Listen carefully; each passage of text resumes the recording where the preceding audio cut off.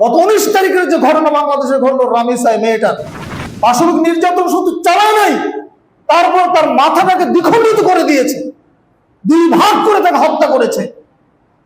কত বড় জঘন্য ঘটনা! এর চেয়ে বড় ঘটনা কি হতে পারে? প্রকাশ্য দিবালোকে খুনির বিচার হবে, জেনাকারের বিচার হবে, জনগণের সামনে তার শাস্তি হবে, একজনের বিচার হবে, হাজারো মানুষ সংশোধন হয়ে যাবে তার বিচার ব্যবস্থার দীর্ঘসূত্রিতার ফলে যখন ঘটনা ঘটে, এজন্য তার বাবা বিচার চায় নাই। যখন ঘটবে তখন ফেসবুক তুলবার থাকে, পত্রপত্রিকা খুব গরম গরম কথা হয়, লম্বা লম্বা বক্তব্য হয়, কিন্তু 1 মাস পরে সব মানুষ ভুলে যাবে। এর মধ্যে আরো একটা ঘটনা ঘটবে, খুন, মানুষ মারা আমাদের কাছে আজকে মামুলি ব্যাপার। পত্রিকার পাতা খুললে, ফেসবুক খুললে দেখা যাচ্ছে মানুষ মানুষকে খুন করে দিচ্ছে। অনলাইনে ঢুকা যায় না, আইন শৃঙ্খলার অবনতি, বাংলাদেশের বিচার ব্যবস্থার দীর্ঘসূত্রিতা, মানুষকে অন্যায় প্রমাণ করে তুলেছে, মানুষকে জেনাকার বানাচ্ছে, মানুষকে খুনি বানাচ্ছে। গত 19 তারিখের যে ঘটনা বাংলাদেশে ঘটলো, রামিসাই মেয়েটার ছোট্ট সন্তান, ক্লাস 2 পড়ে, চিন্তা করা যায়, শরীর শিউরে ওঠে সমস্ত কথা বললে। প্রত্যেকটা মানুষেরও তো সন্তান আছে, 7 বছর 8 বছর একটা শিশু সন্তান, মেয়ে, কত বড় পাষণ্ড! একই বাসায় থাকে, পাশাপাশি ফ্ল্যাট, এই দরজা ওই দরজা। দিনের বেলা সকাল 9টা 9:30টার সময় তার স্ত্রীর সহযোগিতায় এই মেয়েটাকে তার বাসায় ডেকে নিয়ে বাথরুমে নিয়ে তার উপর পাশবিক নির্যাতন চালিয়েছে। পাশবিক নির্যাতন শুধু চালায় নাই, তারপর তার মাথাটাকে দ্বিখণ্ডিত করে দিয়েছে, 2 ভাগ করে তাকে হত্যা করেছে। কত বড় জঘন্য ঘটনা! এর চেয়ে বড় ঘটনা কি হতে পারে? দেখেন, তারা মানুষ, অথচ এদের বিচার হবে না বাংলাদেশে। হবে কখন জানেন? মানুষ সব ভুলে যাবে।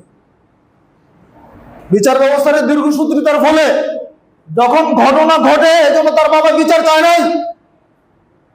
যখন ঘটবে তখন ফেসবুক তুলবার থাকে, পত্রপত্রিকা খুব গরম গরম কথা হয়, লম্বা লম্বা বক্তব্য হয়, কিন্তু 1 মাস পরে সব মানুষ ভুলে যাবে। এর মধ্যে আরো একটা ঘটনা ঘটবে, এটা ধামাচাপা পড়ে যাবে। কোন আইনের ফাঁক ফোকর দিয়ে সে বের হয়ে চলে আসবে, মানুষ খবর রাখবে। রাসূলের জামানায় এরকম ছিল না। প্রকাশ্য দিবালোকে খুনির বিচার হবে, জেনাকারের বিচার হবে, জনগণের সামনে তার শাস্তি হবে, একজনের বিচার হবে, হাজারো মানুষ সংশোধন হয়ে যাবে তার বিচার ব্যবস্থা থেকে। রাসূলের জামানায় জেনা করেছে, আল্লাহর নবীর কাছে এসে বিচার চেয়েছে, আল্লাহ নবী, আমি জেনা করেছি, আমার বিচার করে দিন আপনি। কোথায় সেই ঈমান? সেই গামেদি পুত্র মহিলার কথা জানেন? জেনা করে তার পেটে বাচ্চা হয়েছে, রাসূলের কাছে এসে বলছে, আল্লাহ আমার বিচার করো, আমি অপরাধ করেছি, এই যে আমার পেটে বাচ্চা। রাসূল বলছেন, তুমি যাও, বাচ্চা হোক, ভূমিষ্ঠ হোক, তারপরে এসো। বাচ্চা হওয়ার পর আবার এসেছে, রাসূল আবার ফিরিয়ে দিলেন। বাচ্চার একটু বড় হবে, বাচ্চা তো দুধ খাচ্ছে, যদি এই সময় এই মুহূর্তে তোমার বিচার করে, বাচ্চা কিভাবে বাঁচবে? ফিরে যাও, বাচ্চা দুধ খাক, আরেকটু বড় হোক, তারপরে এসো। মহিলার ঈমান দেখেন, ঠিকই বাচ্চা যখন একটু বড় হয়েছে, যখন শক্ত খাবার খাওয়ার মতো উপযোগী হয়েছে, তখন সে আবার নবীর দরবারে এসেছে, এসে বলছে, আল্লাহ আমার বিচার করুন। তখন রাসূল সাল্লাল্লাহু আলাইহি ওয়াসাল্লাম বাচ্চাটাকে একজনের জিম্মা দিয়ে তার বিচার করলেন। জনগণের সামনে বুক সমান মাটিতে পুঁতে, গর্ত করে মাটিতে পুঁতে পাথর নিক্ষেপ করে তাকে সংবিচার করে দিলেন, তার শাস্তি দিলেন, শরীয়তের বিধান বাস্তবায়ন করলেন। রাসূল সাল্লাল্লাহু আলাইহি ওয়াসাল্লাম এই মহিলার জানাজা বললেন। খালিদ বিন ওয়ালিদ বলছেন, হে আল্লাহর নবী সাল্লাল্লাহু আলাইহি ওয়াসাল্লাম, আপনি এরকম একজন জানাকার মহিলার জানাজা বললেন, ওকে জানা, সে তো জানা করেছে। রাসূল বললেন, লাকাদ কানাত তাওবাতান লা ওয়াসিয়াত মিন আহলিল মদিনা লা ওয়াসিয়াত।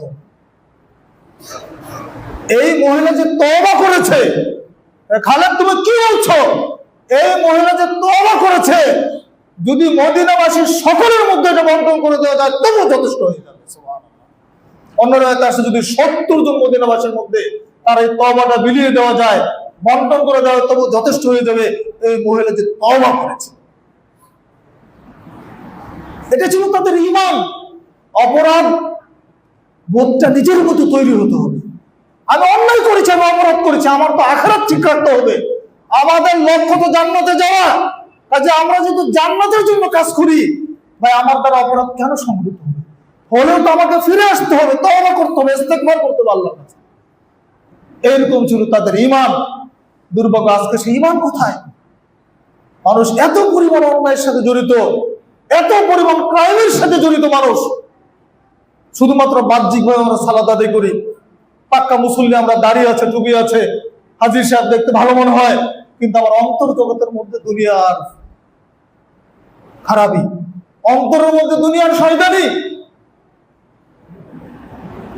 ইন্নাল্লাহ আলিমুম বিযাতিস সুদূর। দুনিয়ার কোন মানুষ যদি আপনার অন্তরের খবর না দেয়, একজন জানেন, তিনি কে? আল্লাহ সুবহানাহু ওয়া তাআলা। কাজে দুনিয়ার সবাইকে ফাঁকি দেওয়া যায়, আল্লাহকে ফাঁকি দেওয়া যায় না। আল্লাহর একটা বিচার আছে, আল্লাহ বিচার করবেনই। আজকে হোক আর কালকে হোক, ইহকালে হোক পরকালে হোক, বিচার কিন্তু অন্যায় হয়। এজন্য আঞ্চলিক ভাষায় কথা বলে, গ্রাম্য ভাষায় পাপ বাপ তো ছাড়ে না। খুন করে সোহেল ওই মেয়েটার উপর নির্যাতন চালিয়ে খুন করে 7 ঘন্টা যায় না, ধরা পড়ে গেছে। শুধু ঢাকা পৌরসভা থেকে নরসিংদী পর্যন্ত গেছে। আজকে প্রযুক্তির যুগ,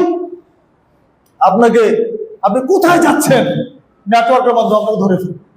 ধরা খুব সহজ। আপনার মোবাইল আপনার সাথে থাকলে আপনি অবশ্যই ধরা পড়ে যাবেন। আহলে হাদিস আন্দোলন বাংলাদেশ।